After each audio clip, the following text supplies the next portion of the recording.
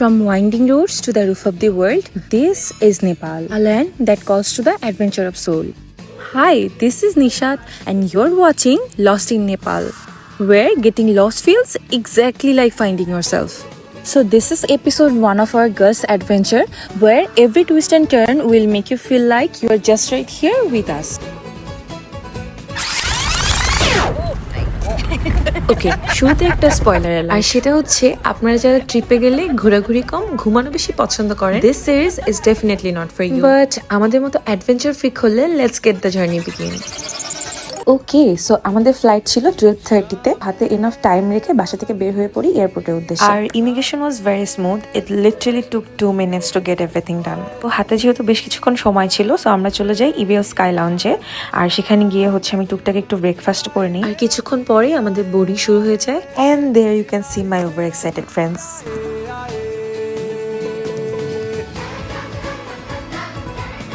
And finally we are ready to take off. By the way, Dhaka থেকে কাঠমান্ডু যেতে সময় লাগে প্রায় 1.5 ঘন্টা। আর এর মধ্যেই ওরা স্ন্যাক্স সার্ভ করে দেয়, যেখানে ছিল soft drinks, mineral water, sandwich and mango bowl. Snacks খেতে খেতে আমরা অলরেডি নেপালে ল্যান্ড করে ফেলি। আর ওই সময় একটু হালকা বৃষ্টিও হচ্ছিল। Oh my god, I can just explain this feelings. Trust me, it literally felt like the sky was waiting to welcome us. And that's how the land of adventure welcomed us. প্রথমে ঢুকতেই ওদের on arrival ফর্মটা fill up করতে হবে। এটা চাইলে আপনার 24 hours আগে বাংলাদেশ থেকেও ফিল আপ করে আসতে পারেন, আর ওদের এখানে বুথ আছে, সেখান থেকেও ফিল আপ করতে পারেন। আর প্রতিটা বুথেই আপনাকে অ্যাসিস্ট করার জন্য মানুষ আছে, but I would suggest Bangladesh থেকে ফর্মটা ফিল আপ করে আসতে, আপনাদের টাইম সেভ হবে। এরপর ইমিগ্রেশন ক্রস করে একটু সামনে যেতে আপনারা এরকম অনেকগুলো মানি এক্সচেঞ্জের শপ পেয়ে যাবেন। তবে আমাদের কাছে এই সবগুলোর এক্সচেঞ্জ রেটটা কম্পারেটিভলি একটু কম মনে হয়েছিল। সো এয়ারপোর্ট থেকে যদি আপনাদের মানি এক্সচেঞ্জ করতেই হয়, অবশ্যই সবগুলো শপের রেট যাচাই বাছাই করে নেবেন। এরপর আর একটু সামনে যেতে আপনারা সিম কার্ডের বুথ পেয়ে যাবেন, আর এখান থেকে আপনাদের প্যাকেজ অনুযায়ী সিম কার্ড চুজ করতে পারবেন। সো টিল নাও খরচ হিসাব করলে আমাদের এয়ার টিকেটের প্রাইস পড়েছে অ্যারাউন্ড 35,300 টাকা। এটা আপনাদের সিজন ওয়াইজ কমতেও পারে, বাড়তেও পারে। আর আমাদের সিম কার্ডের প্রাইস পড়েছিল per person 995 Nepali rupee. And finally, after all the formalities, welcome to Nepal. Okay, so from here you will get to know why our trip is different from others. Mostly দেখা যায় বাংলাদেশ থেকে নেপালে যারা যায়, বেশিরভাগ মানুষই ডে 1 কাঠমান্ডুতে থাকে এবং ঠিক পরের দিন পোখারার উদ্দেশ্যে রওনা করে। বাট আমাদের প্ল্যান যেহেতু ছিল অল্প সময় অনেকগুলো জায়গা কভার করা, তাই আমরা সেম ডেতেই কাঠমান্ডু থেকে পোখারা সন্ধ্যার বাসটা বুক করে ফেলি। তো আমরা যখন এয়ারপোর্ট থেকে বের হই, ইট ওয়াজ অলমোস্ট 4:30, আর আমাদের বাস ছিল সন্ধ্যা 7:30টায়। সো জ্যামের কথা চিন্তা ভাবনা করে আমরা ডিরেক্ট একটা গ্র্যাব কল করে সোজা চলে যাই বাস স্টেশনে। এন্ড উইদিন 1 hour আমরা বাস স্টেশনে পৌঁছে যাই এবং ওখানে গিয়ে লাগেজ রেখে চেক ইন করে ফেলি। Though it was a very short flight, yet আমরা সবাই অনেক বেশি হাঙ্গ্রি ছিলাম। আর যেহেতু আমরা হোল নাইট জার্নি করবো, সো খাওয়ার চেয়ে আরো বেশি ইম্পর্টেন্ট ছিল ফ্রেশ হওয়া। সো এরপরে হাঁটতে হাঁটতে আমরা পাশে একটা কিউট রেস্টুরেন্টে চলে যাই, যেখানে গিয়ে আমরা ফ্রেশ হই এন্ড দেন অনেকগুলো ফুড অর্ডার করি। But guys, the very first impression about Nepali food was a disaster. Trust me, একটা ফুডও মজা ছিল না, এন্ড আমরা লিটারালি কিছু খেতে পারিনি। And this was the moment যেখানে আমি অনেক বেশি প্যারা খেয়ে যাই, বিকজ আই ওয়াজ থিঙ্কিং যে হোল নেপাল ট্রিপে যদি এইরকম ফুড খেতে হয়, then I'll be in trouble. But trust me, something big was literally waiting for us. So food খেয়ে পেট না ভুললেও finally the trip is happening, এটা ভেবেই আমাদের সবার মন খুশি হয়ে যায়। আর তার কিছুক্ষণ পরেই আমাদের বাস ছাড়ার সময় হয়ে যায়। ও বাই দ্য ওয়ে, বাসের টিকিট কিন্তু আমরা ঢাকা থেকেই বুক করে যাই, আর টিকিটের প্রাইস ছিল পার পারসন 1600 নেপালি রুপি। আর কাঠমান্ডু থেকে পোখারা যেতে সময় লাগে অলমোস্ট 10 থেকে 12 ঘন্টার মতো। অনেকগুলো রিভিউজ, রেটিংস চেক করার পরে আমরা চুজ করেছিলাম সুইফট হলিডেজ এর বাস। আর টু বি অনেস্ট, ওদের সার্ভিস আসলে অনেক বেশি ভালো ছিল। বাই দ্য ওয়ে, আপনারা চাইলে কিন্তু বাই এয়ারও যেতে পারেন, বাট যেহেতু আমাদের বাজেট ট্রিপ ছিল, সো উই ওয়েন্ট ফর বাস। আর এই হোল জার্নিতে ওরা কিন্তু প্রায় বেশ কয়েকটা জায়গায় থামে রাতে for dinner and snacks break. But আমরা কি আর ডিনার করবো? All we had is this. এই যে যেখানে ব্রেক দিচ্ছিল, আমরা 4 জনে মিলে ল্যাটায় পেটায় পড়ে যাচ্ছিলাম, বিকজ টানা জার্নি হচ্ছিল এন্ড কোনো রেস্ট ছিল না। But we were very excited. And I believe এই ক্লিপসগুলো দেখে অলরেডি আপনাদের একটা আইডিয়া হয়ে গেছে নেপালের রোড সম্পর্কে। বাই এয়ার হোক অর বাই রোড, আমি কোনো জার্নিতেই ঘুমাতে পারি না। And just look at my friend, মরার মতো ঘুমাচ্ছিল, আর একটু পর উঠে আমাকে বলতেছিল ঘুমাই না কেন, ঘুমাই না কেন, ঘুমাই না কেন। বাট আমি ফোন টিপাটিপি করতে করতে একটা সময় দেখলাম আমরা পোখারাতে পৌঁছে গেছি, আর তখন ঘড়িতে বাজে almost 5। But wait, here comes another twist. আমরা কিন্তু আজকে পোখরাতে চেক ইন করবো না, আজকে আমরা যাব অন্য আরেকটা জায়গায়। And I think this was one of the best decision we have ever made by choosing that place. So আমরা আজকে যাচ্ছি মুস্তাং, আর পোখরা থেকে মুস্তাং যেতে সময় লাগে by car almost 8 to 9 hours.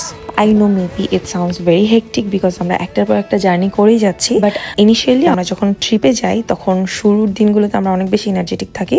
So আমাদের প্ল্যান ছিল যে আমরা আগে দূরের জায়গাগুলো কভার করব যেটা অনেক বেশি হেক্টিক, সো দ্যাট ট্রিপের লাস্ট কয়টা দিন আমরা রিল্যাক্সে কাটাতে পারি। আর আপনারা নেপাল ঘুরতে গেলে ইভেন তো যদি ট্রেকিং নাও করেন, আমি বলবো অবশ্যই মুস্তাং এক্সপ্লোর করে আসবেন। বাট অনেস্টলি পোখরা থেকে মুস্তাং যাওয়ার প্ল্যানটা না যতটা এক্সাইটিং ছিল, রাস্তা ছিল ঠিক ততটাই চ্যালেঞ্জিং। ন্যারো রোডস, তারপর কিছু ট্রেকিং ছিল। সো ঠিক 2 দিন পরে আবার যেহেতু আমরা পোখরাতেই ফিরে আসবো, তাই আমরা ঠিক করি হেভি লাগেজ গুলো পোখরাতেই রেখে যাব। আর পরে আমরা যে হোটেলে চেক ইন করবো ওদের সাথে ঢাকা থেকেই কথা বলে নিই লাগেজ রেখে যাওয়ার ব্যাপারে, এন্ড ওরা আমাদেরকে অ্যাসিওর করলো যে ওদের লকার রুমে একদম সেফলি সবকিছু রাখা যাবে।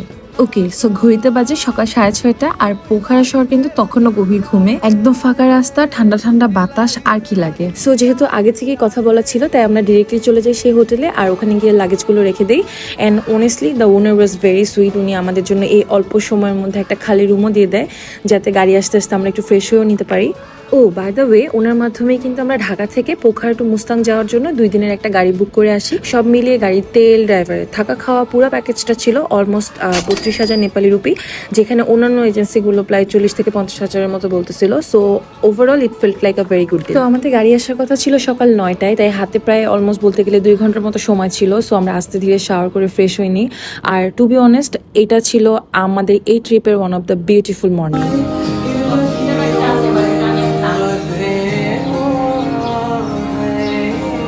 এরপর আমরা ব্যাকপ্যাক করে চলে যাই ব্রেকফাস্টে, and finally it was a proper Nepali meal. এটা ছিল এক ধরনের লুচি আর সাথে আলুর দম, সিম্পল ইয়েট ভেরি কমফোর্টিং। আর এটার প্রাইস ছিল পার পার্সন 200 নেপালি রুপি। তো এই তো এরপর আমাদের গাড়ি চলে আসে, আর মুস্তাং এর এই রোডে মেইনলি এই স্করপিও গুলাই চলে। আর আমাদের ড্রাইভার দাদা ওয়াজ ভেরি ফ্রেন্ডলি এন্ড হাম্বল, আর সবচেয়ে বড় কথা expert driver. Because honestly Pokhara থেকে মুস্তাং এর রাস্তা কিন্তু একদমই ইজি না।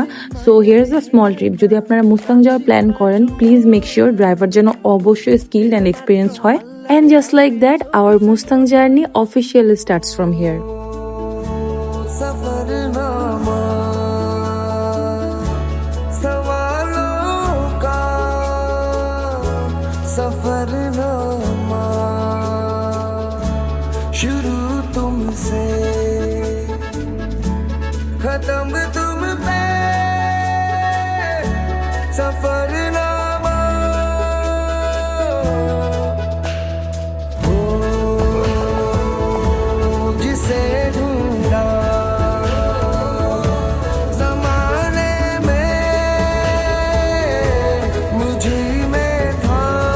The journey from Pokhara to Mustang, ঠিক এই সময় এক্স্যাক্টলি কত ফিট উঁচুতে ছিলাম ওইটা মনে নাই, but this moment was unforgettable.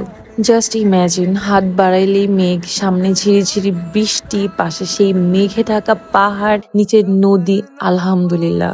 But আমরা না যতই উপরের দিকে উঠতেছিলাম মনে হচ্ছিল যে রাস্তা আস্তে আস্তে তত ন্যারো হয়ে যাচ্ছে। সো একদিকে ছিল এক্সাইটমেন্ট, আরেকদিকে টেনশন, কারণ এটা এমন একটা রাস্তা যেখানে কেবল এট আ টাইমে একটা গাড়ি পাস করতে পারে। নিচে তাকালি একদম গভীর খাদ। So now you know why you have to take an expert driver for this root.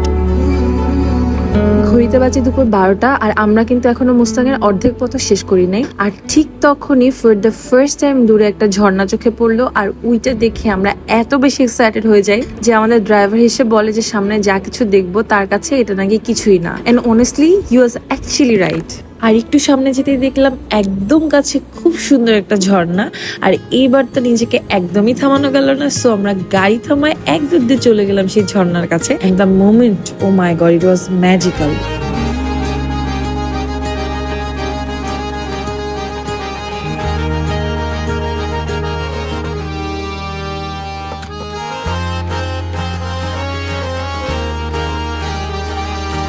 So এখানে একটু থেকে আমরা আবার রওনা করে ফেলি, আর 1 ঘন্টা যেতে আমরা পৌঁছে যাই এই ট্রিপের another desired place, Rupasi waterfall.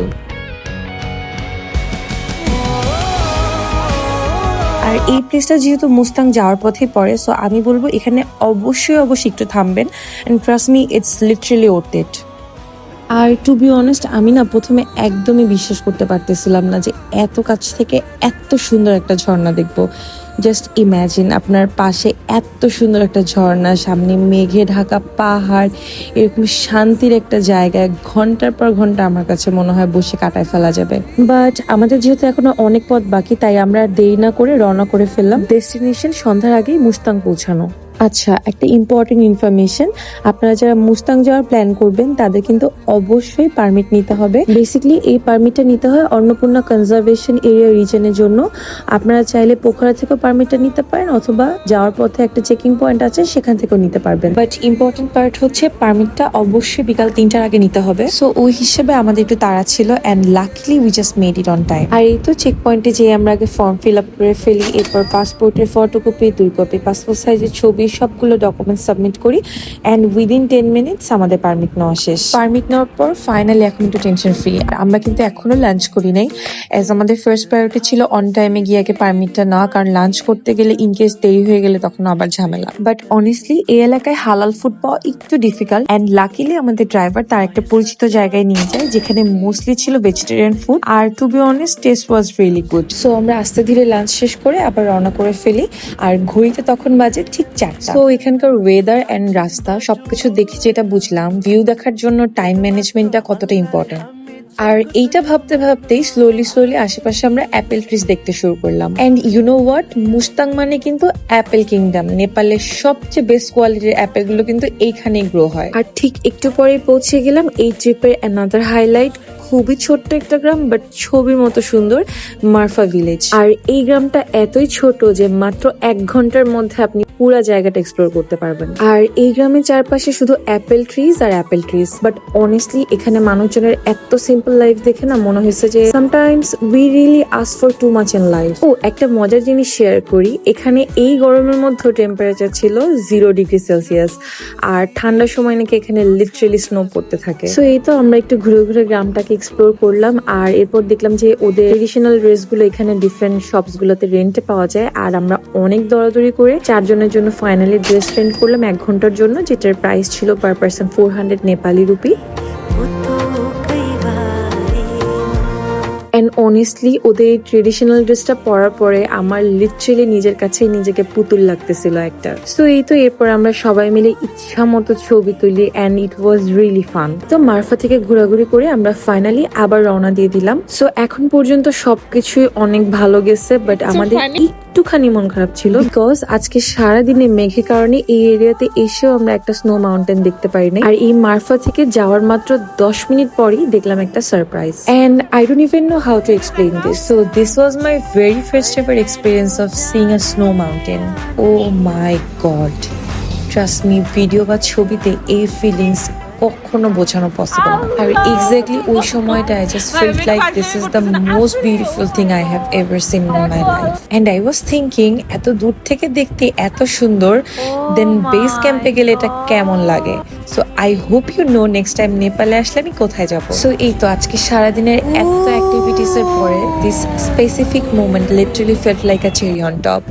Like our heart was so full, আলহামদুলিল্লাহ। অ্যান্ড মনে হচ্ছিল যে আমাদের ট্রিপ অলরেডি কমপ্লিট, আর এরপরে যদি আর কিছু এক্সপ্লোর নাও করি তাও মনে হয় কোনো আফসোস হবে না। আর ফাইনালি ঠিক 6টার দিকে আমরা পৌঁছাই মুস্তাং শহরে, একদম সানসেট টাইমিং। ওকে, আরেকটা ছোট্ট টিপ, সেটা হচ্ছে মুস্তাং আসতে হলে কিন্তু অবশ্যই সকাল সকাল রওনা দিবেন, অ্যাজ এখানকার রোডস গুলো অনেক বেশি ন্যারো, এর মধ্যে হুটহাট বৃষ্টি হয়, ল্যান্ডস্লাইড, তো অন্ধকার না করাই ভালো। মুস্তাং পৌঁছে আমরা একটা হোমস্টেতে চেক ইন করি, আর এটা কিন্তু আমরা আগে থেকে বুক করে যাইনি, যে ইনস্ট্যান্ট কথা বলে ইনস্ট্যান্টই বুক করে ফেলি। আচ্ছা, এখন আপনাদের সাথে আজকের ফানি পার্ট শেয়ার করব, সেটা হচ্ছে চেক ইন করার পরে ফ্রেশ হয়ে হঠাৎ করে আমাদের সবার অনেক ভাত ভর্তার ক্রেভিংস হয়, আর আমরা ডিসাইড করি যে এই হোমস্টে কি ছেড়েই নিজেরা রান্না করে খাবো। আর এখানকার লোকাল মার্কেট গুলো রাত 8টার মধ্যে বন্ধ হয়ে যায়, সো আমরা তাড়াতাড়ি হাঁটতে চলে গেলাম সেখানে। ক্যান ইউ বিলিভ, এই পুরো শহরের সবাই স্পেসিফিক এই 3-4টা দোকান থেকে সবকিছু কিনে, যেখানে সবজি, মাছ, মাংস সবকিছু পাওয়া যায়। যেহেতু প্ল্যান ভাত ভর্তা খাওয়ার, সো এখান থেকে আমরা পাহাড়ি